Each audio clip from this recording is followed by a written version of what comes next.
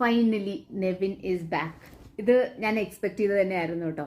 എന്തായാലും അനുമോളും ജിസേലിന്റെയും വഴക്കിന്റെ ഇടയിൽപ്പെട്ട് എനിക്ക് ഇതിൽ നിന്ന് ക്വിറ്റ് ചെയ്യണം എന്ന് പറഞ്ഞിട്ട് പുറത്തുപോയ ആളാണ്. പ്രധാന വാതിലൂടെ പുറത്തുപോയി കൺഫെഷൻ റൂമിലൂടെ ആൾ തിരിച്ചെത്തിയിട്ടുണ്ട്. എനിക്ക് സത്യം പറഞ്ഞാൽ നെവിനെ നല്ല ഇഷ്ടമാട്ടോ. കാരണം ഒരു എന്റർടൈൻമെന്റ് പീസാണ്.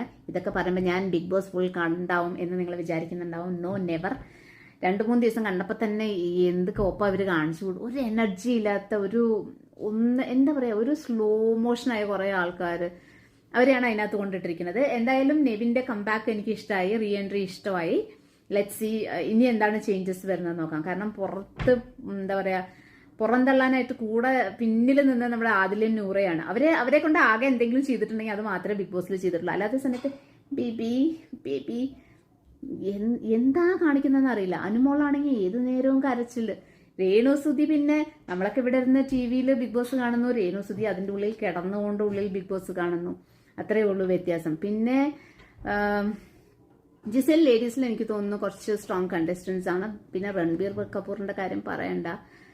അപ്പാനി ശരത്തിനൊക്കെ എവിടെന്നോ ഒരു സൂപ്പർമാൻ പവർ കിട്ടിയതുപോലെ കാണിച്ചു കൂട്ടുന്നത്. കുറച്ച് കാണുമ്പോൾ തന്നെ നമുക്ക് തോന്നും ഇതൊക്കെ എന്താ ഇവരവിടെ കാണിച്ചു കൂട്ടുന്നത്. ഒരു സ്ട്രോങ് കണ്ടസ്റ്റന്റ് എന്ന് പറയാൻ അതിനകത്ത് ആരുമില്ല. എനിക്ക് ഇഷ്ടപ്പെട്ട 2 കണ്ടസ്റ്റൻസ് അനീഷും അതുപോലെ ഷാനവാസ് കേട്ടോ. അനീഷ് നല്ല മൈൻഡ് ഗെയിമർ ആണ് എനിക്ക് തോന്നി കുറച്ച് വീഡിയോസ് ഒക്കെ കണ്ടതിൽ.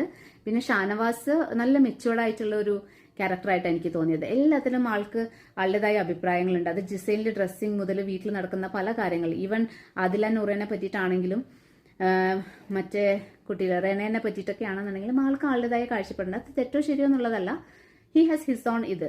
അപ്പൊ എനിക്കിഷ്ടമുള്ള 2 കണ്ടസ്റ്റൻസ് എന്ന് പറയുന്നത് അനീഷും അതുപോലെ ഷാനവാസുമാണ്.